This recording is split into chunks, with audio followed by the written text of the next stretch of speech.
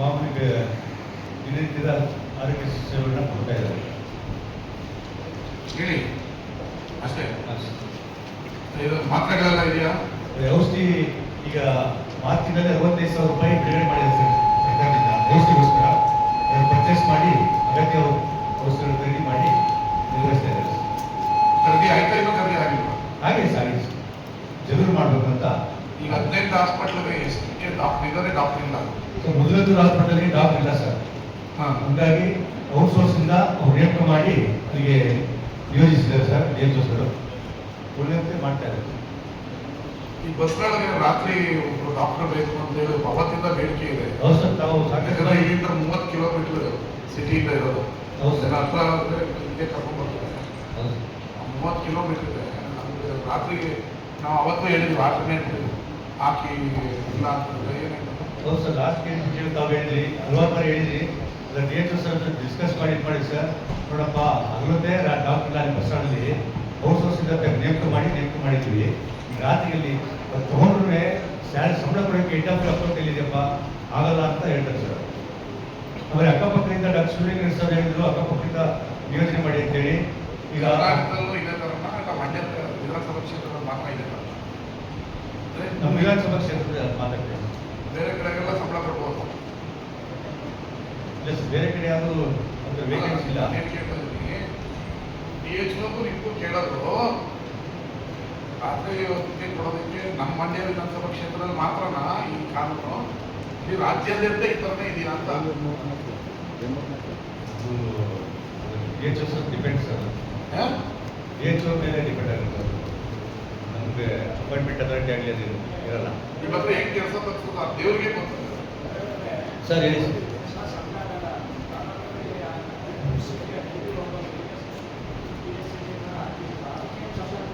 Sir sir ಅದರಿಂದ ನಾನು ಹೇಳಕ್ಕೆ ತಾವೇಳಿದ್ರೆ ಲಾಸ್ಟ್ ಕೇಳ್ಬಿಟ್ಟಿಲ್ಲಿ ಅಕ್ಕಪಕ್ಕದ ಪಿ ಎಸ್ ಸಿ ಹಾಕೋಣ ಅಂದರೆ ಅಕ್ಕಪಕ್ಕ ಪಿ ಎಸ್ ಸಿಯಿಂದ ಅವರು ಜೀವನಿಗೆ ಇದ್ದಾರೆ ಲೇಡಿ ಡಾಕ್ಟ್ರು ಅವರು ಅನಾರೋಗ್ಯದಿಂದ 2 ತಿಂಗಳು ರಜೆ ಆಗಿದ್ದಾರೆ ಸರ್. ಶಿವಪುರ ಹಾಕೋಣ ಅಂತಂದರೆ ಅವ್ರಿಗೆ PG ಸೀಟ್ ಸಿಕ್ಕಿದೆ ಸರ್. ಅವ್ರು ಬಿಟ್ಟು ಹೋಗ್ತಾ ಇದ್ದಾರೆ.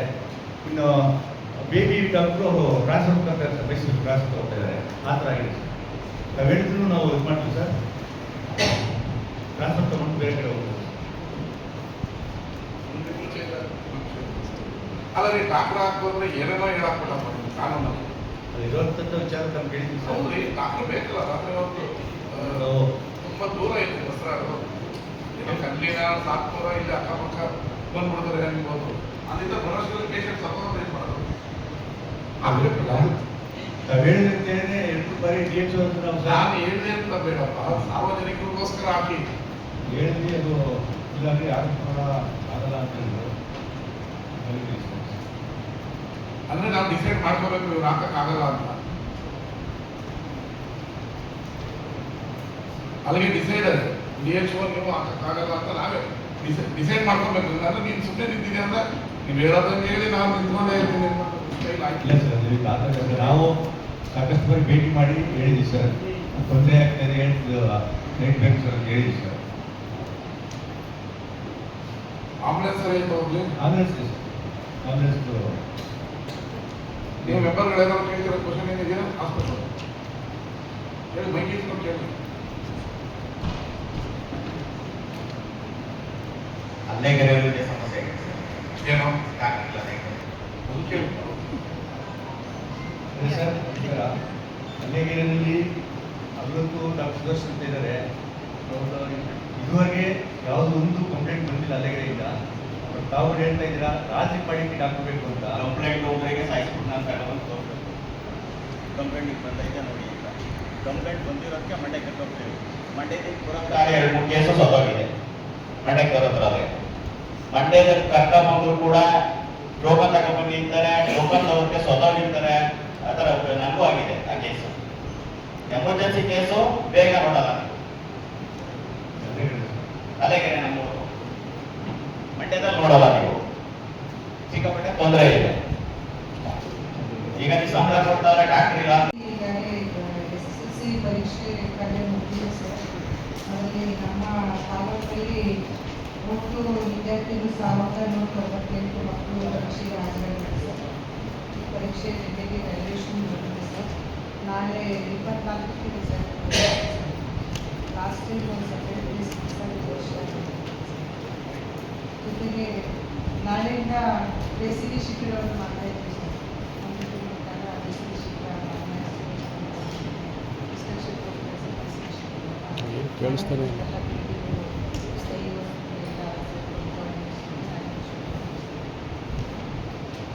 ಸೌತ್ ಯೋಜನೆ ನಮಗೆ ಇಬ್ಬರು ಕೊಡ್ತೀವಿ. ಸರ್ ನಮಸ್ಕಾರ ಸರ್. ಈಗಾಗಲೇ SSLC ಪರೀಕ್ಷೆ ಮುಗಿದಿದೆ ಸರ್.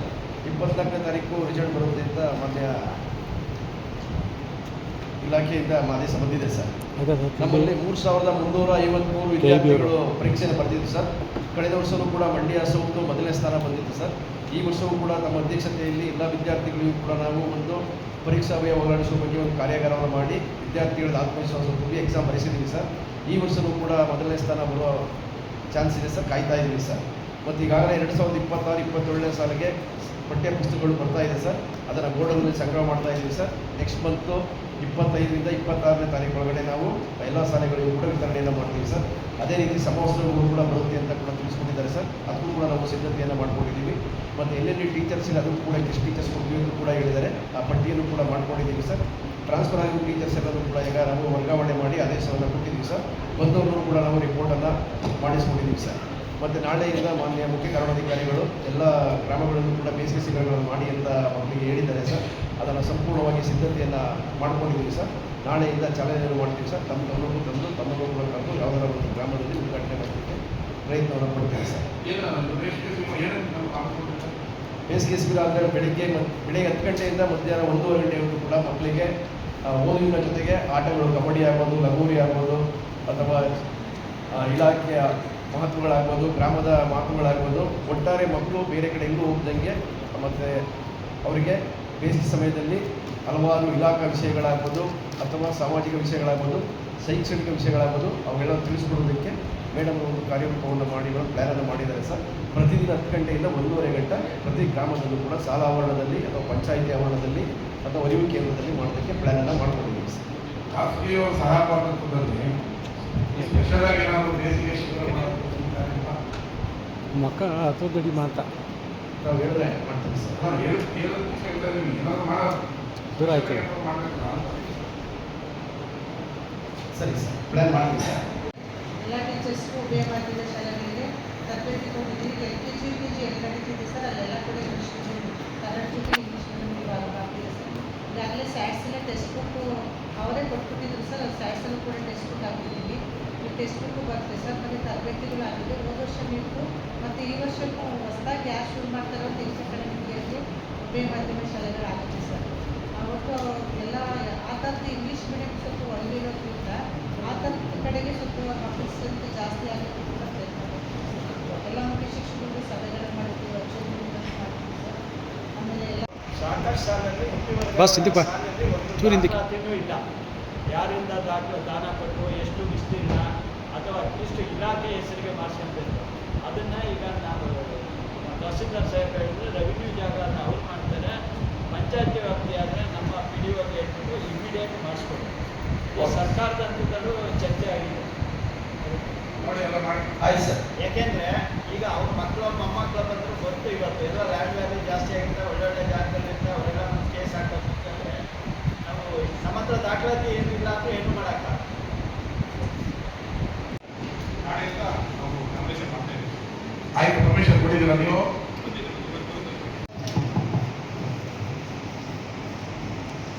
ಹಳೆ ಊರಲ್ಲಿ ಮಾರ್ಕೊಂಡಲ್ಲಿ ಹಳೆ ಊರಲ್ಲಿ ಗ್ರಾಮ ಪಂಚಾಯತ್ ಜಾಗ ಇದೆ ಸರ್. ಒತ್ತುವರಿ ಆಗಿದೆ ಅಂದ್ಬಿಟ್ಟು ಒತ್ತುವರಿ ತೆರವಿಗೆ ಆಫೀಸ್ ಆಗಿದೆ ಸರ್. ಕಳೆದ ಮಾರ್ಚಲ್ಲಿ ಅದು ಆಫೀಸ್ ಆಗಿದೆ ಸರ್.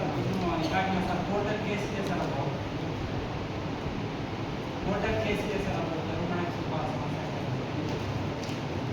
ಸ್ಕೂಲ್ ಜಾಗ ಅಲ್ವಾ? ಅಂಗನವಾಡಿ ಸರ್ ಅವ್ರು ಕೇಳ್ತಾರೆ. ಇಲ್ಲಿ ಜಾಗದಲ್ಲಿ ಯಾವ ಜಾಗ ಖಾಸಗಿ ಗ್ರಾಮ ಪಂಚಾಯತ್ ಜಾಗ ಸರ್. ನೀವು ತಾನೇ ತೆರವುಗೊಳಿಸ್ಬೇಕಾಗಿರೋದು, ಮಾಡಬೇಕಾಗಿರೋದು ನಿಮ್ಮ ತಾನೇ ಜವಾಬ್ದಾರಿ. ಹೋಗಿ ಹೋಗಿ ಹೋಗಿ. ಹೇಳ್ತಾ ಇದ್ದೀರಲ್ಲ ಆಯ್ತು, ನಮ್ಮ ಸಭೆ ಕರೆದಿದ್ದೀವಿ. ಕಂಪ್ಲೀಟ್ ಇದೆ ಎಲ್ಲ ಹೇಳ್ತಾ ಇದ್ದೀರಲ್ಲ ಸರ್. ಯೋಜನೆ ಜಾರಿಯಲ್ಲಿದೆ ಸರ್. ಈಗ ಏಪ್ರಿಲ್ 10ರವರೆಗೂ ಸಹ ಶಾಲೆಗಳು ಬಿಸಿಯೂಟ ನೀಡಿದೆ, ಮೊಟ್ಟೆ ವಿತರಣೆ ಮಾಡಿದೆ, ಹಾಲು ಮತ್ತೆ ರಾಗಿ ಮಾಡಿ ಚೀನವಾಗಿಯೂ ಮಾಡಿದ್ದಾರೆ ಸರ್. ಯಾವುದೇ ಸಮಸ್ಯೆ ಆಗಲಿಲ್ಲ ಸರ್. ಈಗ ನಮ್ಮಲ್ಲಿ 2,48 ಮಕ್ಕಳಿದ್ದಾರೆ ಸರ್. ಈ ವರ್ಷದ ಡಿಸೆಂಬರ್ 2025-26 ಡಿಸೆಂಬರ್ 1ರಿಂದ ಸರ್ಕಾರಿ ಶಾಲೆಗಳಲ್ಲಿ ತೆರೆದಿರುವಂತಹ LKG UKG ಮಕ್ಕಳಿಗೂ ಸಹ ಒಂದು ಅಕ್ಷರದಾಸೋಹ ಎಲ್ಲ ಇದನ್ನ ನೀಡಕ್ಕೆ ಆದೇಶ ಆಗಿದೆ ಸರ್. ಅದರ ತರದಲ್ಲಿ 1,104 ಮಕ್ಕಳಿಗೆ ನಾವು ಅಕ್ಷರದಾಸೋಹ ಯೋಜನೆಯ ಇದನ್ನ ವಿಸ್ತರಣೆ ಮಾಡಿದ್ವಿ ಸರ್. 626 ಅಡಿಗೆ ಸಿಬ್ಬಂದಿಗಳು ಕೆಲಸ ಮಾಡ್ತಾ ಇದ್ದಾರೆ. ಅವ್ರಿಗೂ ಸಹ ಮಾರ್ಚ್ವರೆಗೆ ಅವರಿಗೆ ಗೌರವಧನವನ್ನು ಪಾವತಿ ಮಾಡಿದ್ವಿ ಸರ್. ಮುಂದಿನ ಜೂನ್ವರೆಗೆ ಶಾಲೆಗಳಿಗೆ ಪರಿವರ್ತನಾ ವೆಚ್ಚವನ್ನ ನಾವು ಬಿಡುಗಡೆ ಮಾಡಿದ್ವಿ ಸರ್. ಮುಂಗಡವಾಗಿ 3 ತಿಂಗಳು ಮುಂಚೆನೆ ಮಾಡಿದ್ವಿ ಸರ್. ಯಾವುದೇ ಏನು ಸಮಸ್ಯೆ ಇಲ್ಲ ಸರ್. ಹಾಗಾಗಿ ಇವರು ಅದನ್ನ ಲೈಸೆನ್ಸ್ ಇಲ್ಲದೆ ವ್ಯಕ್ತಿನ ಕೂರಿಸಿ ವ್ಯಾಪಾರ ಮಾಡ್ತಾ ಇದ್ದಾರೆ ಅನ್ನೋ ತಪ್ಪಲ್ಲಿ ಲೈಸೆನ್ಸ್ ಇದೆ ಸರ್. ಈಗ ಯಾರಿಗೆ ನಾನು ಲೈಸೆನ್ಸ್ ತಗೊಂಡಿರ್ತೀನಿ, ನಾನೇನೋ ಒಂದು ಎಮರ್ಜೆನ್ಸಿ ಕೆಲಸ ಇರುತ್ತೆ ಹೊರಗಡೆ ಹೋಗಿರ್ತೀನಿ, ನನ್ನ ಪರಿಚಯದವರು ಕೂಸ್ ಹೋಗಿರ್ತೀನಿ ಸರ್. ಹಾಗಾಗಿ ಇವರು ಆ ಕೂಸ್ ಹೋಗೋದು ತಪ್ಪು, ಅವರೇ ಇರಬೇಕು ಅನ್ನೋ ಥರದಲ್ಲಿ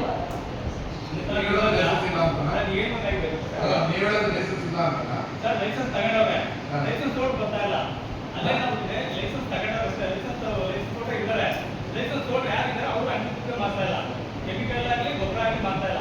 ಹಿಂದಿಯವರು ಗ್ರಾಮದವರು ಲೈಸೆನ್ಸ್ ಕೊಟ್ಟಿದ್ರು, ಈಗ ಅವ್ರನ್ನ ನಾನು ಅರ್ಜಿ ಹಾಕಿಲ್ಲ. ನೀವು ಅಪಾಯಿಂಟ್ ಇದ್ದೀರಿ, ನೀವು ಸರ್ಕಾರಿ ಜಾಬ್ ಇಲ್ಲ ಸರ್. ಈಗ ನಾನು 2 ವರ್ಷ ಅರ್ಜಿ ಹಾಕಿದೆ. ನಾನು ಈಗ ಅವ್ರೇನು ಲೈಸೆನ್ಸ್ ಕ್ಯಾನ್ಸಲ್ ಮಾಡಿದ್ರು. ಪುನಃ 10 ತಾಲೂಕು ಶಿವಮೊಗ್ಗದಿಂದ ಅವ್ರ ಲೈಸೆನ್ಸ್ ಕೊಟ್ಟಿದ್ದಾರೆ. ಅಂಗಡಿ ಓಪನ್ ಆಗ್ತಾ ಇದೆ, ಇಲ್ಲಿವರೆಗೂ ಒಂದು ದಿವಸ ಹೇಳಕ್ ಗೊತ್ತಿಲ್ಲ. ಈಗ ಆಗ ಒಂದು ವರ್ಷದಿಂದಗಡೆ 20 ರೇಷ್ಮೆ ತೋಟ ಹಾಳಾಗಿದೆ, 20 ಎಕರೆ ರೇಷ್ಮೆ ತೋಟ ಹಾಳಾಗಿದೆ. ಆ ಎಪ್ಪನಿಗೆ ಆ ಹುಡುಗನಿಗೆ ಔಷಧಿ ಮಾಡ್ತಕ್ಕಂಥ ಹುಡುಗನಿಗೆ ಒಂದು ಏನಂದ್ರೆ ಒಂದು ಟ್ರೈನಿಂಗ್ ಇಲ್ಲ, ಅವ್ರು ಏನೋ ನಿಂತ ಗೊತ್ತಿಲ್ಲ. ಇವತ್ತು ಹೊಸ ಲೈಸೆನ್ಸ್ ಕೊಟ್ಟಿದ್ದಾರೆ. ಇವತ್ತ 3 ತಿಂಗಳಿಂದ ಹೊಸ ಲೈಸೆನ್ಸ್ ತಗೊಂಡಿದ್ದಾರೆ. ಪುನಃ ಅದೇ ತಗೊಂಡ್ರೆ ಲೈಸೆನ್ಸ್ ತೋಟ ಒಂದು ದಿನ ಬಂದಿಲ್ಲ. ಬೇಕಾದ್ರೆ ರೂಲ್ ಬೇಕಾದ್ರೆ ಮಾಧ್ಯಮ ಬಂದ್ಬಿಟ್ಟಿದ್ರೆ ನಾನು ಶುದ್ಧ ಹೇಳ್ತೀನಿ ಸರ್, ನಾವೇನು ಸುಳ್ಳು ಬಳಿ ಹೇಳೋದಿಲ್ಲ. ಒಂದಿನ ಅಂಗಡಿಯೊಳಗೆ ಗೊತ್ತಿಲ್ಲ. ಅವ್ರಿಗೂ ಏನು ಗೊತ್ತು, 15 ಎಕರೆ ರೇಷ್ಮೆ ತೋಟ ಹಾಳಾಗಿದೆ, ಕಳಿಸ್ಕೊಂಡು ನಾನು ಸಾಕಾಗ ಕಂಪ್ಲೇಂಟ್ ಕೊಟ್ಟಿದ್ದೀನಿ, DDOಗೂ ಕೊಟ್ಟಿದ್ದೀನಿ, RTIಯಲ್ಲೂ ಹಾಕಿದ್ದೀನಿ, ಏನು ಪ್ರಯತ್ನ ಆಗಿಲ್ಲ. 15 ಎಕರೆ ಹಾಳಾಗಿದೆ ನಿಮ್ಮ ಗಮನ ಬಂದಿದ್ಯಾ ಸರ್? ಇವರು ಅಷ್ಟೇ ಹೇಳ್ತಾರಲ್ಲ, ಯಾವ ರೈತ ಒಬ್ಬರು ನಮ್ಮ ಹತ್ರ ಬಂದಿಲ್ಲ ಆಗಿದೆ ಅಂತ ಲೆಟರ್ ಕೂಡ ಕೊಟ್ಟಿದ್ದಾರೆ. ಇವರೊಬ್ಬರೇ ಹೇಳ್ತಾ ಇರೋದು ಸರ್, ಆ ಥರ ಆಗಿದೆ 15 ಎಕರೆ ಹಾಳಾಗಿದೆ ಅಂತ ಇವರೊಬ್ಬರೇ ಹೇಳ್ತಾ ಇರೋದು. ಯಾವ ರೈತರು 15 ಎಕರೆ ರೈತರು ಕೂಡ ನಮ್ಗೆ ಈ ಥರ ಪ್ರಾಬ್ಲಮ್ ಆಗಿದೆ, ಬನ್ನಿ ಮೇಡಮ್, ಈಗ ಶ್ರೀಕಂಠ ಡಿಪಾರ್ಟ್ಮೆಂಟ್ ಅವರಾಗಲಿ ಅಗ್ರಿಕಲ್ಚರ್ ಡಿಪಾರ್ಟ್ಮೆಂಟ್ ಜಂಟಿಯಾಗಿ ನಾವು ವಿಸಿಟ್ ಮಾಡ್ತೀವಿ ಸರ್. ನಾನು ಹಂಗಲ್ಲ, ಇವಾಗ 15 ಎಕರೆ ಹಾಳಾಗಿದೆ, ಆ ರೈತ ಕಂಪ್ಲೇಂಟ್ 15 ಎಕರೆ ಹಾಳಾಗಿದೆ. ಬಾಳೆ ಬೆಳೆಯೋರಿಗೆ ಸ್ಪೆಷಲ್ ಫ್ರೀಯಾಗಿ ಕೊಟ್ಟಿದ್ವಿ ಸರ್. ಆಮೇಲೆ ಪ್ಲಾಸ್ಟಿಕ್ ರೇಟ್ಸು ಶೇಕಡ 50 ರಿಯಾಯಿತಿ ದರದಲ್ಲಿ ಅವ್ರ ಹತ್ರ ದುಡ್ಡು ಕಲೆಕ್ಟ್ ಮಾಡಿಕೊಂಡು ಕೊಟ್ಟಿದ್ವಿ ಸರ್. ಮತ್ತು ರಾಷ್ಟ್ರೀಯ ತೋಟಗಾರಿಕೆ ಕೃಷಿ ಯೋಜನೆಯಲ್ಲಿ ತರಕಾರಿ ಬೆಳೆಯೋರಿಗೆ, ಬಾಳೆ ಬೆಳೆಯೋರಿಗೆ, ಮತ್ತು ಮಚ್ಚಿ ಮಾಡ್ಕೊಳ್ಳೋರಿಗೆ ಮತ್ತು ಕೃಷಿ ಹೊಂಡ ಮಾಡ್ಕೊಳ್ಳೋರಿಗೂ ಸಹಾಯಧನ ಕೊಟ್ಟಿದ್ದೀವಿ ಸರ್. ಅದಲ್ಲದೆ ಇಂಗ್ಲಿ ಶೇಖರಣಾ ಘಟಕ ಮಾಡ್ಕೊಂಡಿರೋರಿಗೂ 11 ಜನಕ್ಕೆ ಸಹಾಯಧನ ಕೊಟ್ಟಿದ್ದೀವಿ ಸರ್. ಮತ್ತು ಯಂತ್ರೋಪಕರಣಕ್ಕೆ ನಾವು ಕೂಡ ಸ್ವಲ್ಪ ಯಂತ್ರೋಪಕರಣ ವಿತರಣೆ ಮಾಡಿದ್ದೀವಿ sir. Power tiller, power weeder, mini tractor ಸಹ ಕೊಟ್ಟಿದ್ದೀವಿ ಸರ್. ಇದಲ್ಲದೆ ತರಕಾರಿ ಬೀಜನ ಉಚಿತವಾಗಿ ವಿತರಣೆ ಮಾಡಿದ್ದೀವಿ ಸರ್. ಇನ್ನೂ ಸ್ವಲ್ಪ ಸಾಧ್ಯತೆ ವಿತರಣೆ ಮಾಡ್ತಾ ಇದ್ದೀವಿ ಸರ್. ಅದಲ್ಲದೆ ಜೇನು ಪೆಟ್ಟಿಗೆ ಸಹ ನಾವು ಫ್ರೀಯಾಗಿ ವಿತರಣೆ ಮಾಡಿದ್ದೀವಿ ಸರ್. ಇಷ್ಟು ಕಳೆದ ವರ್ಷ ನಾವು ಕೈಗೊಂಡ ಕಾರ್ಯಕ್ರಮ ಸರ್. ಈ ವರ್ಷ ತೆಂಗು ಸಸಿಗೆ ಹೊಸದಾಗಿ ಯಾರು ನೆಡ್ತಾರೆ ಅವರಿಗೆ 1 ಹೆಕ್ಟೇರ್ಗೆ 56,000 ರೂಪಾಯಿ ಕೊಡುವಂಥ ಒಂದು ಯೋಜನೆನ ತಯಾರಾಗಿದೆ ಸರ್. ಸೊ ಸದ್ಯದಲ್ಲೇ ಅದು ಮಾರ್ಗಸೂಚಿ ಎಲ್ಲ ಬಿಡುಗಡೆ ಮಾಡ್ತಾರೆ ಸರ್. ಹೊಸದಾಗಿ ತೆಂಗು ನೆಟ್ಕೊಂಡವರಿಗೆ 1 ಹೆಕ್ಟೇರ್ಗೆ 56,000 2 ಕಂತಲ್ಲಿ ಸರ್. ಮೊದಲನೇ ವರ್ಷ 28,000, 2ನೇ ವರ್ಷ 28,000 ಕೊಡಬೇಕು ಅಂತ ಒಂದು ಅನುಮೋದನೆ ಆಗಿದೆ ಸರ್. ಸದ್ಯದಲ್ಲಿ ಈ ವರ್ಷದಲ್ಲಿ ಅದನ್ನ ಇಂಪ್ಲಿಮೆಂಟ್ ಮಾಡ್ತೀವಿ ಸರ್. ಈಗ ತೆಂಗಿಗೆ ಬಿಳಿಯಿಂದ ರೋಗ ಬರ್ತಾ ಇಲ್ಲ, ಅದಕ್ಕೆ ಏನು ಮಾಡಿ ಸರ್? ಅದು ತೆಂಗಲ್ಲಿ ಏನಂದ್ರೆ ನಮ್ಮಲ್ಲಿ ತೆಂಗಿಗೆ ಸಾಮಾನ್ಯವಾಗಿ ಗೊಬ್ಬರನ ಜಾಸ್ತಿ ಕೊಡಲ್ಲ ಸರ್, ಮೇಂಟೈನ್ ಮಾಡಲ್ಲ. ಅದೊಂದು ರೆಸಿಸ್ಟೆನ್ಸ್ ಕಡಿಮೆ ಆಗುತ್ತೆ, ಅದೊಂದು ಮೇನ್ ಕಾರಣ. ಅದಲ್ಲದೆ ನಮ್ಮಲ್ಲಿ ಇನ್ನೊಂದು ಲ್ಯಾಬ್ ಇದೆ ಸರ್. ನಮ್ಮ ಡಿಪಾರ್ಟ್ಮೆಂಟಲ್ಲೇ ಒಂದು ಲ್ಯಾಬ್ ಇದೆ ಸರ್. ಅಲ್ಲಿ ಒಂದು ಐಸಿರಿಯಾ ಅಂತೇಳಿ ಒಂದು ಔಷಧಿನ ತಯಾರು ಮಾಡಿ ಅದನ್ನ ಫ್ರೀಯಾಗಿ ಕೊಡ್ತಾ ಇದ್ದೀವಿ ಸರ್, ಸಿಂಪರಣೆ ಮಾಡಲಿಕ್ಕೆ. ರೈತರು ಬಂದು ಆ ಪ್ರಾಬ್ಲಮ್ ಇದ್ದವರು ಅದನ್ನ ಸಿಂಪರಣೆ ಮಾಡ್ಬೋದು. ಅದಲ್ಲದೆ ಅವ್ರಿಗೆ ನಾವು ಹೇಳ್ತೀವಿ, ನೀವು ಚೆನ್ನಾಗಿ ಗೊಬ್ಬರ ಕೊಡಬೇಕು, ಗಿಡ ಸ್ವಲ್ಪ ದಷ್ಟಪುಷ್ಟವಾಗಿದ್ರೆ ಅಷ್ಟೊಂದು ಬೈಗೆ ಅಟ್ಯಾಕ್ ಆಗಲ್ಲ ಅಂತ ಹೇಳ್ತಾ ಇದ್ದೀವಿ ಸರ್. ಮತ್ತು ಮಳೆ ಬಂದರೆ ಅದಾಗಿ ಸ್ವಲ್ಪ ಕಡಿಮೆ ಆಗುತ್ತೆ. ಮೇನ್ ಏನಂದ್ರೆ ಇದು ಹುಳ ಅಟ್ಯಾಕ್ ಆಗಿದ ತಕ್ಷಣ ಗರಿ ಎಲ್ಲ ಕಪ್ಪಾಗಿರುತ್ತೆ. ಆ ಹುಳ ಏನಿರುತ್ತೆ ಆ ಹುಳ ಇನ್ನೊಂದು ಒಂದು ಮಾಹಿತಿಯನ್ನ ಬಿಟ್ಟಾದ್ಮೇಲೆ ಎಷ್ಟು ಹರಾಜಾಯಿತು ಆ ಆದೇಶ ಕಾಪಿನ ಕಿಶೋರಿ ಅವರಿಗೆ ಒಂದು ಕಳಿಸ್ಬೇಕು. ಎಲ್ಲ ಪಿಡಿಒಗಳಿಗೆ ಇದೆ. ಪ್ರೈವೇಟ್ ಟ್ಯಾಂಕ್ಸ್ಗಳು ಚೆನ್ನಾಗಿ ಪ್ರಧಾನಮಂತ್ರಿ ಭದ್ರತಾ ಯೋಜನೆ ಅದು 5 ವರ್ಷ ಸ್ಕೀಮ್ ಇತ್ತು. ಈ ಒಳ್ಳೆ ಇದಾಗ್ತಾ ಇದೆ ಸರ್. ಒಂದೇ ಒಂದು ಈಗ ಪ್ರೊಡಕ್ಷನ್ ಚೆನ್ನಾಗಾಗ್ತಿದೆ ಸರ್. ನಮ್ಮ ಮಂಡ್ಯ ತಾಲೂಕಿಗೆ ಕೆಲವರು ಮೀನುಗಳಿಬೇಕು, ಅವರೇ ಪ್ರೊಡಕ್ಷನ್ ಮಾಡಿ ಕೊಡುವಂಥದ್ದು ಮಾಡ್ತಾ ಇದೆ ಸರ್. ಅದೇ ರೀತಿ ನಾವು ನಮಗೆ ಬಸಾಫಿಯಲ್ಲಿ ನಾವು 25 ಮನೆ 24-25 ಸಾಲಲ್ಲಿ ನಾವು ಕಲೆಕ್ಟ್ ಮಾಡಿ ಕೊಟ್ಟಿದ್ದೀವಿ ಸರ್. ಸೊ ಅದರಲ್ಲಿ ಈ ಸ್ವಲ್ಪ ಬೇಡ ಅಂದ್ಬಿಟ್ಟು ನಾವು ಮಾತಾಡ್ಬಿಟ್ಟು ನಮಗೂ ಕೊಟ್ಟಿದ್ದೀವಿ ಸರ್. ಬಟ್ ಏನಂದರೆ ಡಿಮ್ಯಾಂಡ್ ಬೇಕು ಸರ್. ಅಟ್ಲೀಸ್ಟ್ ಈ ಸ್ವಲ್ಪ ಕೊಟ್ಟಿಲ್ಲ ಅಂದರೆ ಡಿಮ್ಯಾಂಡ್ ಆಗಿ ಕೊಟ್ಟರೆ ನಾವು ಮಾಡ್ತೀವಿ ಸರ್. ಸೊ ಡಿಮ್ಯಾಂಡ್ ಅಲ್ಲಪ್ಪ, ನೀನೇ ಕಾನೂನು ಮಾಡ್ಕೊಂಡ್ಬಿಟ್ಟಿದ್ಯಾ. ನಿಮ್ಮ ಮಂತ್ರಿ ಮಾತಾಡೋವರೆಗೂ ಈ ಸ್ವಲ್ಪ ಇಲ್ಲ ಅಂದರೆ ಕೊಡಲ್ಲ ಮನೆಯಿಂದ ನಮಗೂ ಮಿಸ್ಮೇಟ್ ಮಾಡ್ಕೊಂಡು ಕೂತಿದ್ದೇನೆ. ನೀನು ಹೇಳ್ತಾ ಇದ್ದೆ ಅದು ಈ ಸ್ವಲ್ಪ ಇಲ್ಲ ಅಂದ್ರೆ ಮನೆ ಕೊಡಲ್ಲ ಆಗ್ತದೆ. ಯಾವಾಗ ನಿಮ್ಮ ಸೆಕ್ರೆಟರಿ ಮಂತ್ರಿ ನನ್ನ ಸ್ವಲ್ಪ ನೀನು ಮಾತಾಡೋರು ಎಲ್ಲರೂ ಮನೆ ಕೊಡ್ಬೋದು, ಈ ಸ್ವಲ್ಪ ಇರಲಿ ಇಲ್ಲದೆ ಹೋಗಿಲ್ಲ ಅವಸರ ಈ ಸರ್ಕಾರ ಏನು ಹೇಳುತ್ತೆ ಅದನ್ನ ಪಾಲನೆ ಮಾಡಪ್ಪ. ನೀನೇ ಹೊಸ ಸೃಷ್ಟಿ ಮಾಡ್ಕೊಂಡ್ರೆ ಮನೆ ಕೊಡೋ ವಿಚಾರದಲ್ಲಿ ಎಲ್ಲ ಇಲಾಖೆಯವ್ರಿಗೂ ಸುಮ್ಮನೆ ನೀವೇ ಯಾವುದೋ 10 ವರ್ಷ ಇದ್ದ ಏನೋ ಒಂದು ಕಾನೂನು ಬಂದಿರುತ್ತೆ, ಅದ್ರ ಮೇಲೆ ವರ್ಕ್ ಮಾಡ್ತಾ ಬೇಡ, ಅಪ್ಡೇಟ್ ಆಗ್ಬೇಕು ಅವತ್ತಿನ ವರ್ಕ್. ನೀನು ಹೇಳಿದ್ದೆ ನಾವು ತಿಳ್ಕೊಂಡು ಮನೆ ಕೊಡೋಕೆ ಆಗ್ತಾ ಇಲ್ಲ. ಅವತ್ತು ನಿಮ್ಮ ಸೆಕ್ರೆಟರಿ ಅವ್ರ ನಿಮಗೆ ಈ ಸ್ವಲ್ಪ ಇಲ್ಲ ಅಂತ ಕೊಡ್ಬೋದು ಅಂತ ಹೇಳಿದಕ್ಕೆ ಹೌದು ಸರ್ ಕೊಡ್ಬೋದು ಸರ್ ಅಂತ. ಕೊಡಗು ಜಿಲ್ಲೆಗೆ ಮಾತ್ರ ಆಗಿರುತ್ತೆ ಸರ್. ನಮ್ಗೆ ಯಾವುದೇ ಸೆಕ್ರೆಟರಿನ ಮತ್ತೆ ನಮಗೆ ಈ ಸ್ವಲ್ಪ ಇಲ್ಲ ಅಂದರೆ ಡಿಮ್ಯಾಂಡ್ ಕೊಟ್ಟು ಡಿಮ್ಯಾಂಡ್ ಕೊಡ್ತಾರೆ ಸರ್. ಮತ್ತೆ ಕಟ್ಟಡ ಲೈಸೆನ್ಸ್ ಅಂತ ಬೇಕಾದ್ರೆ ಕಟ್ಟಡ ಲೈಸೆನ್ಸ್ ಕಟ್ಟಡ ಪರವಾನಗಿ ಮತ್ತೆ ಡಿಮ್ಯಾಂಡ್ ಕೊಟ್ಟರು ಸರ್. ಈಗ ಹೆಚ್ಚುವರಿ 105 ಮನೆ ಸ್ಯಾಂಕ್ಷನ್ ಮಾಡಿಸ್ಕೊಡ್ತಾವ ಏನಾಗಿ ಬಂದ ಅದು ಬೆಂಗಳೂರಲ್ಲಿ ಫಾಲೋ ಮಾಡಬೇಕು. ಹೋದ ವರ್ಷದ ರೆಗ್ಯುಲರ್ ಎಷ್ಟು ಮನೆ ಬಂದಿತ್ತು? 24-25 ಫಲಾನುಭವಿಗಳು ಆಯ್ಕೆ ಮಾಡಿದ್ದಿಲ್ಲ. ಆಯ್ಕೆ ಆಗಿದೆ. ಆಲ್ರೆಡಿ ಒಂದು 8 ಜನ ಡಾಕ್ಯುಮೆಂಟ್ಸ್ ಕೊಟ್ಟಿದ್ದಾರೆ ಸರ್. ಅದನ್ನೇ ರನ್ನಿಂಗ್ ಕೊಟ್ಟಿದ್ದಾರೆ. ಸೊ ಮಿಕ್ಕವೆಲ್ಲ ಸ್ವಲ್ಪ RTC ಇದೆ ಸರ್. ಸೊ ಅದನ್ನೇ ಮತ್ತೆ ಡಿಮ್ಯಾಂಡು ಏನು ಕಚೇರಿ ಇರುತ್ತೆ ಸರ್, ಅದೇನು ಅವರು ರೆಸ್ಯೂಮ್ ದೃಢೀಕರಣ ಮಾಡಿಕೊಟ್ರೆ ಮತ್ತು ಒಂದು ಲೈಸೆನ್ಸ್ ಕಾಪಿ ಕೊಟ್ಟರೆ ಏನಾಗುತ್ತೆ ಸರ್. ಲೈಸೆನ್ಸ್ ಕಾಪಿ ಕೊಟ್ಟರೆ ಹೇಗೆ ಅಂದರೆ ಈ ಸ್ವಲ್ಪ ನಾವು ಲೈಸೆನ್ಸ್ ಕೊಡ್ತೀವಿ, ಆನ್ಲೈನ್ ಜನರೇಟ್ ಆಗೋದು ಮತ್ತು ನಮಗೆ ಡಿಮ್ಯಾಂಡು ಮತ್ತು ಲೈಸೆನ್ಸ್ ಹೇಳ್ಕೊಟ್ರೆ ಸಾಕು. ಸರ್ ಈಗೇನು ಬರ್ಬಾರಿ ನಮಗೆ ಎಕ್ಸ್ಪೆಂಡಿಚರ್ ಗೌರವಕ್ಕಾಗಲಿ ನಮ್ಮ ಪೂರಕ ಪೌಷ್ಟಿಕ ಆರೋಗ್ಯ ಕಾರ್ಯಕ್ರಮಕ್ಕಾಗಲಿ ಎಲ್ಲ ವೆಚ್ಚ ಮಾಡಿದ್ದೀವಿ ಸರ್. ಇನ್ನು 254 ಅಂಗನವಾಡಿಗಳಿವೆ ಸರ್. ಒಟ್ಟು ನಮ್ಮ ಫಲಾನುಭವಿಗಳು 11,269 ಇದ್ದಾರೆ ಸರ್. ಅದರಲ್ಲಿ ಗರ್ಭಿಣಿ ಮಾನವೀಯರು ಹಾಗೂ ಅಂಗನವಾಡಿ ಕೇಂದ್ರಗಳ ಮಕ್ಕಳು ಸೇರಿದ್ದಾರೆ ಸರ್. ಹಾಗೆ ನಮ್ಮ ಇಲಾಖೆ ಕಾರ್ಯಕ್ರಮಗಳು ಮುಖ್ಯವಾಗಿ 3 ಕಾರ್ಯಕ್ರಮಗಳನ್ನು ನಾವು ಅನುಷ್ಠಾನ ಮಾಡ್ತಾ ಇದ್ದೀವಿ ಸರ್. ಅದರಲ್ಲಿ ಭಾಗ್ಯಲಕ್ಷ್ಮಿ ಸುಕನ್ಯಾ ಸಮೃದ್ಧಿ ಯೋಜನೆ ಎನ್ನುವಂಥದ್ದು ಕಾರ್ಯಕ್ರಮ ಸರ್. ಅದರಲ್ಲಿ BPL ಕಾರ್ಡ್ಗಳಲ್ಲಿ ಈಗ ಅವ್ರ ಕುಟುಂಬದಲ್ಲಿ ಜನಿಸಿರ್ತಕ್ಕಂಥ ಒಂದೇ 2 ಹೆಣ್ಣುಮಕ್ಕಳಿಗೆ ಸರ್ಕಾರದ ಸೌಲಭ್ಯಗಳು ದೊರಕ್ತಾ ಇರತಕ್ಕಂಥದ್ದು ಸರ್. ಇಲ್ಲಿ ತನಕ ಆ ಬೆನಿಫಿಷರೀಸ್ಗೆ ನಾವು ಸುಮಾರು 16,744 ಫಲಾನುಭವಿಗಳಿಗೆ ಸೌಲಭ್ಯ ಕೊಟ್ಟಿದ್ದೀವಿ ಸರ್. ನಂತರ ಪ್ರಧಾನಮಂತ್ರಿ ಮಾತೃವಂದನಾ ಯೋಜನೆ ಅಂತೇಳಿ ಇಲ್ಲಿ ಸೆಂಟ್ರಲ್ ಸ್ಪಾನ್ಸರ್ ಸ್ಕೀಮ್ ಸರ್. ಇದು 3,445 ಫಲಾನುಭವಿಗಳಿಗೆ ಇಲ್ಲಿಂದ ಮಾಹಿತಿ ಕೊಡ್ತೀವಿ ಸರ್. ಸರ್ ಪ್ರಧಾನಮಂತ್ರಿ ಮಾತೃವಂದನಾ ಯೋಜನೆ ಸರ್. ಅದು ಇವರಿಗೆ ಸರ್ ಗರ್ಭಿಣಿಯರಿಗೆ ಮತ್ತು ಬಾಣಂತಿಯರಿಗೆ ಆ ಒಂದು ಪ್ರೆಗ್ನೆಂಟ್ ಆಗಿರೋಂಥ ಸಂದರ್ಭದಲ್ಲಿ ಉದ್ಯೋಗ ನಷ್ಟ ಮತ್ತು ಅವರ ಅಪೌಷ್ಟಿಕತೆಯಿಂದ ಈ ಕಡಿಮೆ ಮಕ್ಕಳನ್ನು ತಿಳಿಸ್ಕೊಳ್ಳೋದು ಸೆಂಟ್ರಲ್ ಗೌರ್ಮೆಂಟ್ ಅವರು ಜಾರಿ ತಂದಿರ್ತಕ್ಕಂಥ ಇದು ಸರ್. ಅದರಲ್ಲಿ ಮೊದಲ ಅಂದರೆ ಅದು ಮುಖ್ಯ ಕ್ರೈಟೀರಿಯಾ ಏನಂತಂದರೆ ಮಹಿಳೆ ಯಾವುದೇ ಒಂದು ಸರ್ಕಾರಿ ಉದ್ಯೋಗದಲ್ಲಿ ಇರಬಾರ್ದು ಸರ್.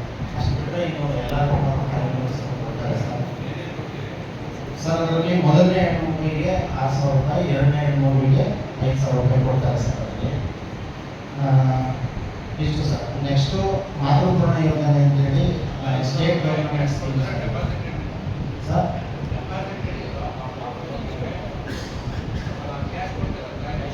ಸರ್ DBT ಮೂಲಕ ಅವ್ರ ಅಕೌಂಟ್ಗೆ ಹೋಗುತ್ತೆ ಸರ್. Yes sir. ತಾಯಂದ್ರಿಗೆ ಸರ್ ಅವ್ರ ಅಕೌಂಟ್ ಡೀಟೇಲ್ಸ್ ತಗೊಂಡಿರ್ತೀವಿ ಸರ್ ನಾವು. ಅವ್ರ ಅಕೌಂಟ್ಗೆ ಸರ್ಕಾರದಿಂದ DBT ಮೂಲಕ ಹೋಗುತ್ತೆ ಸರ್. ಸರ್ ಮಾಡಿಸ್ತೀವಿ ಸರ್. ಫಸ್ಟ್ ನಾವು ಮಾಡಿಸುತ್ತೆ ನೆಕ್ಸ್ಟ್ ಅವ್ರು ಯೋಜನೆ. ನೆಕ್ಸ್ಟು ಈಗ ಮಾತೃಪೂರ್ಣ ಯೋಜನೆ ಅಂತ ಹೇಳಿ ರಾಜ್ಯ ಸರ್ಕಾರ ಸ್ಕೀಮು ಸರ್ ಇದು ಗರ್ಭಿಣಿ ಮಹಿಳೆಯರಿಗೆ ಮಧ್ಯಾಹ್ನದಲ್ಲಿ ಉಪಹಾರ ಯೋಜನೆಯನ್ನು ಅಂದರೆ ಊಟವನ್ನು ಕೊಡುವಂಥದ್ದು. ಮುಖ್ಯ ಉದ್ದೇಶ ಅವರು ಗರ್ಭಿಣಿಯರು ಅಪೌಷ್ಟಿಕತೆಯನ್ನು ಹರಡಬಾರದು ಮತ್ತು ಕಡಿಮೆ ತೂಕದ ಮಕ್ಕಳು ಜನಿಸಬಾರದು ಅಂತೇಳಿ ಈ ಯೋಜನೆ ಜಾರಿಗೆ ತಂದಿದ್ದ ಒಬ್ಬ ಬೆನಿಫಿಷರೀಸ್ ಅಂದರೆ ಒಬ್ಬ ಗರ್ಭಿಣಿಗೆ ಅಥವಾ ಬಾಣಂತಿಗೆ 21 ರೂಪಾಯಿ ಗಣಕ ವೆಚ್ಚದಲ್ಲಿ ಅಂಗನವಾಡಿಯಲ್ಲಿ ಮಧ್ಯಾಹ್ನ ಟೈಮು ನಾವು ಬಿಸಿ ಆಹಾರ ಕೊಡುವಂಥದ್ದು ಸರ್. ಈಗ ಇತ್ತೀಚೆಗೆ ಟೇಕ್ ಹೋಮ್ ರೇಷನ್ ಕೊಡಬೇಕು ಅಂತೇಳಿ ಸರ್ಕಾರದಿಂದ ಆದೇಶ ಆಗಿರೋದ್ರಿಂದ ತಿಂಗಳಿಗೆ ಅವ್ರು ಏನು ಆಹಾರ ಪದಾರ್ಥಗಳು ಬರುತ್ತೆ ಅದನ್ನು ಕ್ಯಾಲ್ಕುಲೇಟ್ ಮಾಡಿ ಅವ್ರು ನನಗೆ ಕೊಡ್ತಾ ಇದ್ದೀವಿ ಸರ್. ಈಗ ಬೇಸಿಗೆ ರಜೆ ಇದೆ ಸರ್. ಅಂಗನವಾಡಿ ಕೇಂದ್ರಕ್ಕೆ ಮೇ 30 ಬರುತ್ತೆ ಸರ್. ಹಾಗಾಗಿ ಅಂಗನವಾಡಿ ಕೇಂದ್ರ ಕ್ಲೋಸ್ ಇರುತ್ತೆ ಸರ್. ಇಷ್ಟು ನಮ್ಮ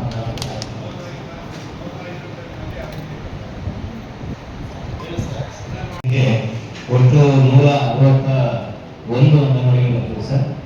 ಅದರಲ್ಲಿ ಸ್ವಂತ 112 ಅಂಗನವಾಡಿಗಳಿದೆ ಸರ್. ಈಗ ಅಂಬಾಪುರ ಒಂದು ಕಂಪ್ಲೀಟ್ ಆಗಿದೆ ಸರ್. 25 ಇನಾಗ್ರೇಷನ್ ಇಟ್ಕೊಂಡಿದ್ದೀವಿ ತಾವು.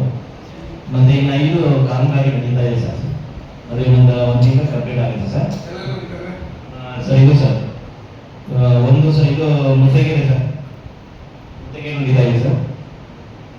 ಮತ್ತೆ ಇದು ಸರ್ ಇದು ಇನ್ನೊಂದು ಹೊಸೂರು ಕುಕ್ಕುಂದ್ರಡ ಸರ್. ಇನ್ನೇನು ಅಂತಿಮ ಅಂತ ಬಂದಿದೆ ಸರ್ ಅದು. ಮತ್ತೆ ಇದು ಸರ್ ಅಂಕಾಪುರ ಈಗ ಕಂಪ್ಲೀಟ್ ಆಗಿದೆ ಸರ್. ಉದ್ಘಾಟನೆ ರೆಡಿ ಇದೆ ಸರ್. ಮತ್ತೆ ಇದು ಸರ್ ದೊಡ್ಡಕೊತ್ಗೆರೆ ಸರ್ ಕಾಮಗಾರಿ ನಡೀತಾ ಇದೆ ಸರ್.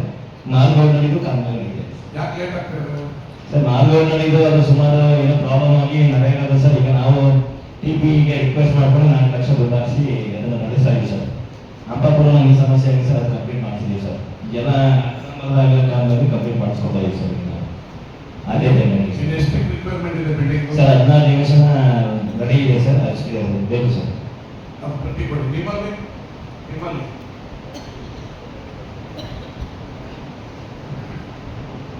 ಸರ್ ಆನ್ಗೋಯಿಂಗ್ ಕಾಮಗಾರಿ ಸಿಟಿನಲ್ಲಿ 2 ನಡೀತಾ ಇದೆ ಸರ್. ಹಾಗೆಯೇ ಸ್ವರ್ಣಸಂದ್ರ 3ನೇ ಅಂಗನವಾಡಿ ಕೇಂದ್ರ ನಡೀತಾ ಇದೆ ಸರ್. ಆಲ್ರೆಡಿ 3ನೇ ಅಂಗನವಾಡಿ ಕೇಂದ್ರಕ್ಕೆ ನಾವು ರಿವ್ಯೂಸ್ನ ಕೊಟ್ಟಿದ್ದೀವಿ ಸರ್.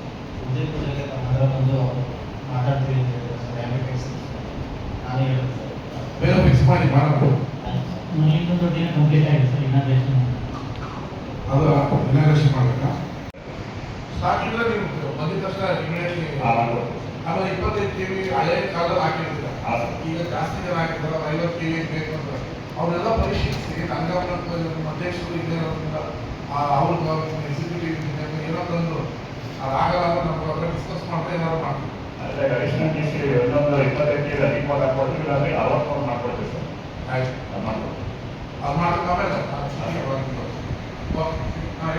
ಕಂಪ್ಯೂಟಿಂಗ್ ವರ್ಕ್ ನಡೀತಾ ಇದೆ ಸರ್. ಅದು ಸ್ವಲ್ಪ ನಂಬರ್ ಆಫ್ ವರ್ಕ್ ಜಾಸ್ತಿ ಇದೆ ಸರ್. ಹಾಗಾಗಿ ಇಂಟ್ರೊಡಕ್ಷನ್ ಮಾಡಿರಲಿಲ್ಲ ಅಷ್ಟು ನೀವು. ಆದಷ್ಟು ಬೇಗ ಒಂದು 5 ಒಳಗಡೆ ರೆಸ್ಟೋರ್ ಮಾಡೋಕ್ಕೆ ಪ್ರಯತ್ನ ಮಾಡ್ತೀವಿ ಸರ್. ಈಗ ಹೇಳುತ್ತಲ್ಲ ಕರೆಂಟ್ ಬೇಸಿಗೆಯಲ್ಲಿ ಅನಾವಶ್ಯಕವಾಗಿ ಈ ಸರ್ವಿಸ್ ಜನ ಮನೆಕೊಳ್ಳೋಕ್ಕಾಗಲ್ಲ. ಅಂದರೆ ಕೆಲಸ ಮಾಡೋದು ಪ್ರಾಬ್ಲಮ್ ಆಗುತ್ತೆ. ನೀವು ಬೇಸಿಗೆಯಲ್ಲಿ ನೀವು ಬುದ್ಧಿವಂತಿಕೆಯಿಂದ 6 ಅವರ್ ಮಾಡ್ಕೊತಾವೆ, 2 ದಿನ ಮಾಡ್ಕೊತಾವೆ. ಆ ಥರ ಮಾಡಿದ್ರೆ ಅವಾಗ ಏನು ಮಾಡಬೇಕು? ಬೆಳಗ್ಗೆ 8 ಗಂಟೆ ಭಾನುವಾರ ಅಂತ ಬೆಳಗ್ಗೆ 8 ಗಂಟೆಗೆ ಪಕ್ಕದ ಸ್ಟಾರ್ಟ್ ಮಾಡಿ 1 ಗಂಟೆ ಒಳಗಡೆ ಪ್ರಯತ್ನ ಮಾಡಿ ತಿರುಗಿ ಮಾತ್ರೆಗೆ ಬೆಳಗ್ಗೆ ಮಾಡ್ತಾರೆ ಉಪಯೋಗ ಆಗ್ತದೆ. ನೀವೇನು ಮಾಡ್ತೀರಾ? ಒಂದು ಕಳೆದಂಗೆ 12 ಅವರ್ ನಾವು ಲೋಡ್ ಶೆಡ್ಡಿಂಗ್ ಮಾಡಬೇಕು, ಆಫ್ ಮಾಡಿ ಸರ್ವಿಸ್ ಮಾಡಬೇಕು ಅಂತ ಪ್ಲ್ಯಾನ್ ಹಾಕೊಂಡಿದ್ರೆ ಅದನ್ನು ಬೇಸಿಗೆಲ್ಲೂ ಅದರಲ್ಲಿ ಮಳೆಗಾಲದಲ್ಲೂ ಅದರಲ್ಲಿ ಚಳಿಗಾಲ ಮಾಡ್ತೀವಿ ಸರ್. ಅದೇ 8 to 6 ಪ್ಲಾನ್ ಮಾಡಿದ್ವಿ. ಸ್ವಲ್ಪ ಸರ್ ರೆಡಿ ಇದೆ ಸರ್. ಎಸ್ಟಿಮೇಟ್ ಇಲ್ಲಿ ಕೊಡ್ತೀವಿ. ಎಸ್ಟಿಮೇಟ್ ಯಾರು ಕೊಡಬೇಕು ಸರ್ CMC ಕಮಿಷನರ್ಗೆ ಕೊಡ್ತೀವಿ ಸರ್. ಅದು CMC ಕಮಿಷನರ್ ಹೋಗುತ್ತೆ.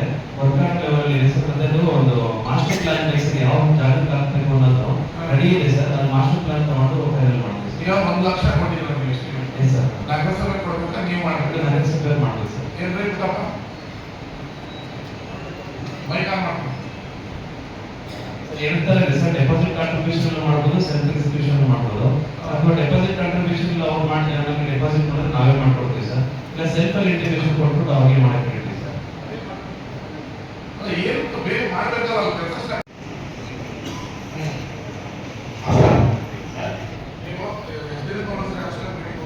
ಸರ್ ತಿಂಗಳು ಸರಿ ರೆಡಿ ಮಾಡ್ತಾ ಇದ್ದಾರೆ, ಹಾಸ್ಪಿಟಲ್ ವಿಸಿಟ್ ಮಾಡ್ತಾ ಇದ್ದೀನಿ ಸರ್. ನಾನೇ ಒಂದಿನ ಬರ್ತೀನಿ ನೋಡೋಣ ಸರ್ ಆಯ್ತು ಸರ್. ಈಗ ರಜನಾ ಸರ್ ಈಗ ಅದೇ ಸರ್ ಟ್ರೀಟ್ಮೆಂಟ್ ಹಾಸ್ಪಿಟಲ್ ಅದೇ ಸರ್ 7 ಹಾಸ್ಪಿಟಲ್ ಮತ್ತೆ ಹಾಸ್ಪಿಟಲ್ ರನ್ನಿಂಗ್ ಇದೆ ಸರ್. ಈಗ 6 ಗಂಟೆ building sir. Building 2 building ready ಆಗಿದೆ ಸರ್. ಇನಾಗ್ರೇಷನ್ ಮಾಡ್ಬೋದು ಸರ್. ಇದರಲ್ಲಿ ಒಂದು ಸೆಟಲ್ಮೆಂಟ್ ಸರ್, ಇನ್ನೊಂದು ಟೌನಲ್ಲಿ ಇದೆ ಸರ್. ರೆಡಿ ಅಂತ ರೆಡಿ ಇದೆ ಸರ್. ಟೌನ್ ಇನಾಗ್ರೇಷನ್ ಮಾಡ್ಬೋದು ಸರ್. ಎಕ್ವಿಪ್ಮೆಂಟ್ ಎಲ್ಲ ಪರ್ಚೇಸ್ ಮಾಡೋದಕ್ಕೆ ಪರ್ಚೇಸ್ ಎಲ್ಲ ರೆಡಿ ಇದೆ. ಹಾಂ ಸರ್. ಈಗ ಮತ್ತೆ ಫುಡ್ ಎಲ್ಲ ಆಗಿದೆ ಸರ್. ಹೊಸದಾಗಿ ಈ ವರ್ಷಕ್ಕೆ ಸಬ್ಮಿಟ್ ಕೊಡ್ತಾ ಇದೆ ಸರ್. ನಾವೇನು ಅಂದರೆ ಫಸ್ಟ್ ಯಾರು ಕೊಡೋದು ಸರ್ ಇಂಡಸ್ಟ್ರೀಸ್ ಮಾಡೋದಕ್ಕೆ ಜಮೀನನ್ನ ಡೆವಲಪ್ ಮಾಡೋದಕ್ಕೆ ಕೊಡ್ತೀವಿ ಸರ್ ನಾವು. ವೆದರ್ ಪ್ರೈವೇಟ್ ಪಾರ್ಟಿಯಿಂದ ತಗೋಬೋದು ಅಥವಾ ಸರ್ಕಾರಿ ಜಮೀನು ಇರ್ಬೋದು, ಅದನ್ನು ಡೆವಲಪ್ ಮಾಡಿ. ಈಗ 100 ಎಕರೆ ಸರ್ಕಾರಿ ಜಾಗ ಇದ್ರೆ ಹೌದು ಸರ್. ಅದನ್ನು ಡೆವಲಪ್ ಮಾಡೋಕ್ಕೆ 100 ಕೋಟಿ ಕೊಡ್ತಾರೆ. ಹೌದು ಸರ್. ಮಿನಿಮಮ್ 100 ಎಕರೆ ಇರಬೇಕು. ಕೆಲಸ ಮಾಡಿದ್ವಿ ಹೇಳಿ ಸರ್. ಬಾಳೆಹಣ್ಣು ಹೌದು ಸರ್. ಗೊತ್ತಲ್ಲ? ಗೊತ್ತು ಸರ್. ಮತ್ತೆ ಕಂಬದ ಅಡ್ಡಿ. ಕಮ್ಮದಳ್ಳಿ, ಅದೇ ಬಾಳೆಹಣ್ಣಿ ಕಮ್ಮದಳ್ಳಿ ಎಲ್ಲ ಒಂದೇ. ಹೌದು. ಅದನ್ನ ಜವಳಿ ಪಾರ್ಕ್ ಆಗಿ ಅಭಿವೃದ್ಧಿ ಮಾಡೋಣ. ನೀವು ತಹಸೀಲ್ದಾರ್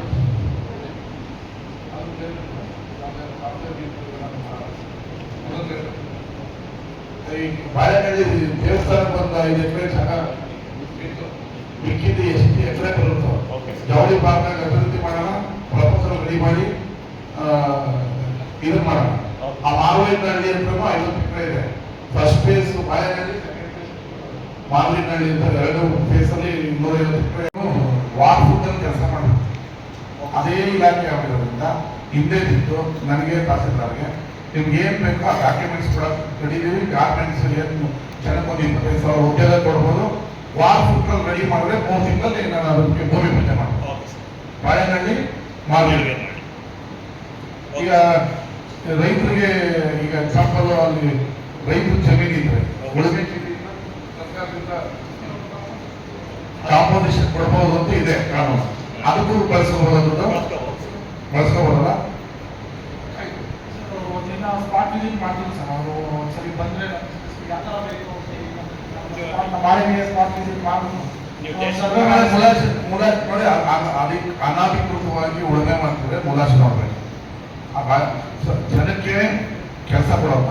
ನಾವೇನಲ್ಲಿ ಹೋಗಿ ಕೆಲಸ ಮಾಡಲ್ಲ. ಬಾಳೆಹಳ್ಳಿಯಲ್ಲಿ ಮತ್ತೆ ಇಲ್ಲಿ ಅಧಿಕೃತವಾದ ಉಳುಮೆ ಚೀಟಿ ಸರ್ಕಾರದಿಂದ ಯಾರಿದ್ರೆ ಅವ್ರಿಗೆಲ್ಲ ಕಾಂಪೋಸಿಷನ್ ಕೊಡೋದು. ಅನಧಿಕೃತ ಇದ್ರೆ ಮುಲಾಜಿಂದ ಜನಕ್ಕೆ ಹೇಳೋಣ. ಅಧಿಕೃತವಾಗಿ ಅವರ 53 ಏನು 1000 TDCಗೆ ಖಾತೆ ಆಗಿರುತ್ತೆ ಸರ್. ಅವ್ರಿಗೆಲ್ಲ ನಾವು ಕಾಂಪೋಸಿಷನ್ ಕೊಡಬೇಕಾಗತ್ತೆ. ಅಗ್ರಿಮೆಂಟ್ ಮಾಡಬೇಕು. ಏನು ಸುಮ್ಮನೆ ಒತ್ತುವರಿ ಮಾಡಿ ಒಳ್ಳೆ ಮಾಡ್ತಿರ್ತಾರಲ್ಲ ಸರ್, ಅದು ನಾವು ತೆರವುಗೊಳಿಸ್ಬೇಕಾಗುತ್ತೆ ಸರ್. ಈಗ ಒಂದು ಕಟ್ಟಡಕ್ಕೆ 56, 53, 56, 53, 50 ಮತ್ತು 57 53, 57ಗೆ ಅಧಿಕೃತವಾಗಿ ಯಾರು ಅರ್ಜಿ ಹಾಕಿದ್ದಾರೆ ಆ ರೈತರಿಗೆ ಈ ಸರ್ಕಾರಿ ಜಾಗದಲ್ಲಿದ್ದರು ಅವ್ರಿಗೆ ಅಧಿಕೃತವಾಗಿ ಕಾಂಪನ್ಸೇಷನ್ ಕೊಡ್ತೀವಿ. ಸುಮ್ಮನೆ ಒತ್ತುವರಿ ಮಾಡ್ಕೊಂಡಿದ್ರೆ ಮಾಡೋದಕ್ಕಾಗಲ್ಲ. ನಾವು ಅಲ್ಲಿ ಈ ಮಾರುವೇನಹಳ್ಳಿ ಮತ್ತೆ ಅಲ್ಲಿ ಸರ್ಕಾರಿ ಜಾಗ ಎಷ್ಟಿದೆ ನೋಡಿ ಪ್ಲೇಸ್ ಫಿಕ್ಸ್ಟು ಜವಳಿ ಪಾರ್ಕ್ ಮಾಡೋದು. ಆಯ್ತಾ? ಆ ಸ್ಕೀಮ್ಗೆ ನಮಗೆ ಪ್ರಪೋಸಲ್ ರೆಡಿ ಮಾಡಿ ನಾನು ಮತ್ತು ತಹಸೀಲ್ದಾರ್ ನೀವು ನಾವು 3 ತಿಂಗಳ ರೆಡಿ ಮಾಡಿ.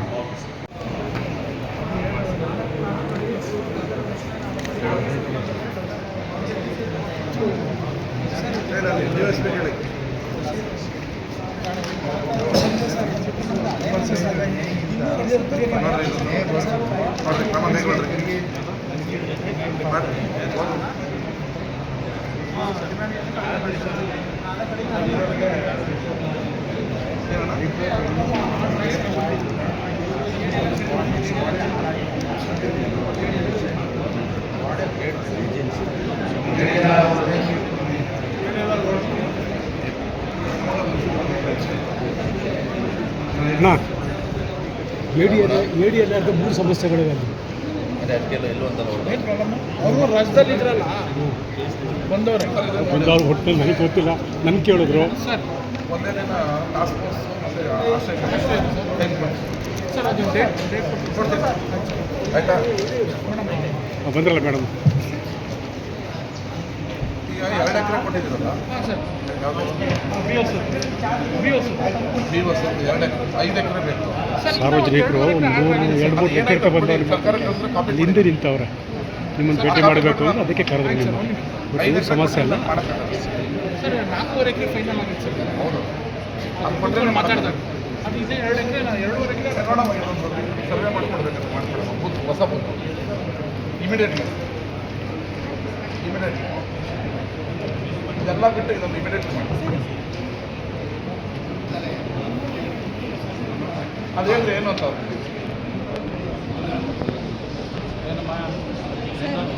ಮಾರಿ ಬಿಡೋಬಿಟ್ಟು ಚೇಂಜ್ ಆಗ್ಬಿಟ್ಟಿದೆ ಮಾರಿ ಬಿಡಿಗಿರ್ತಾರ